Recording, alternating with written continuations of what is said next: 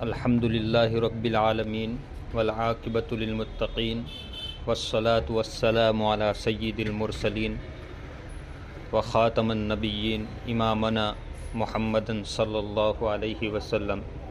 قرآن میں جیتون کا ذکر کیوں ہے؟ السلام علیکم ورحمۃ اللہ وبرکاتہ۔ دوستوں، کیا آپ نے کبھی سوچا ہے کہ اللہ تعالیٰ نے جیتون کا ذکر قرآن میں کئی جگہ کیوں کیا ہے؟ دنیا میں ان گنت پیڑ اور پھل ہے، لیکن جیتون کو قرآن میں ایک خاص مقام دیا گیا ہے۔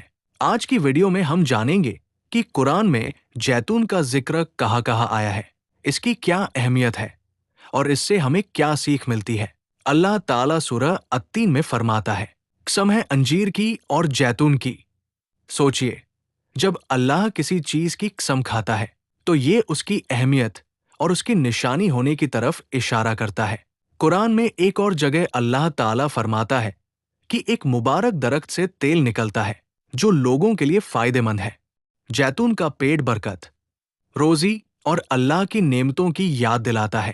جیتون کا پیڑ ورشوں تک پھل دیتا ہے، اس کا پھل بھی اپیوگی ہے اور اس کا تیل بھی۔ صدیوں سے لوگ اسے کھانے، روشنی اور دوسرے کاموں میں استعمال کرتے آئے ہیں، لیکن قرآن کا سب سے بڑا پیغام یہ ہے کہ انسان اللہ کی نعمتوں پر غور کرے اور ان کا شکر ادا کرے۔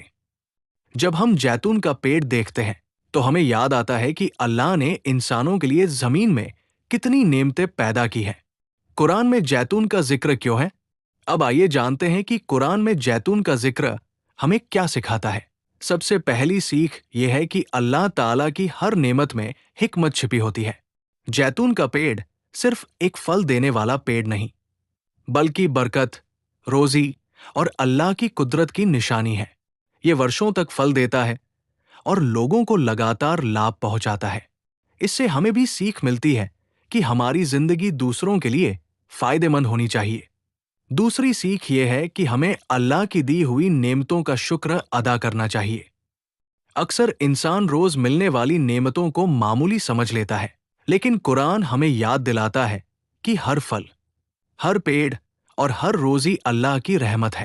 دوستوں، قرآن میں ایک جگہ اللہ تعالیٰ اس مبارک پیڑ کا بھی ذکر کرتا ہے جس سے تیل نکلتا ہے۔ یہ ہمیں اللہ کی بنائی ہوئی ویوستھا اور اس کی بے مثال قدرت کی یاد دلاتا ہے۔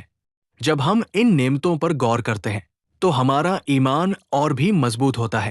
جیتون کا پیڑ ہمیں صبر بھی سکھاتا ہے۔ ایک پیڑ کو بڑا ہونے اور پھل دینے میں سمے لگتا ہے، اسی طرح نیک کاموں کا اچھا نتیجہ بھی صبر اور محنت کے بعد ملتا ہے۔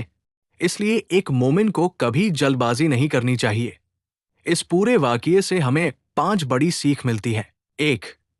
اللہ کی ہر نعمت اس کی رحمت کی نشانی ہے۔ 2. ہر نعمت پر اللہ کا شکر ادا کرنا چاہیے۔ 3. دوسروں کے لیے فائدہ مند بننا ایک اچھی عادت ہے۔ 4. صبر اور محنت کا پھل میٹھا ہوتا ہے۔ 5.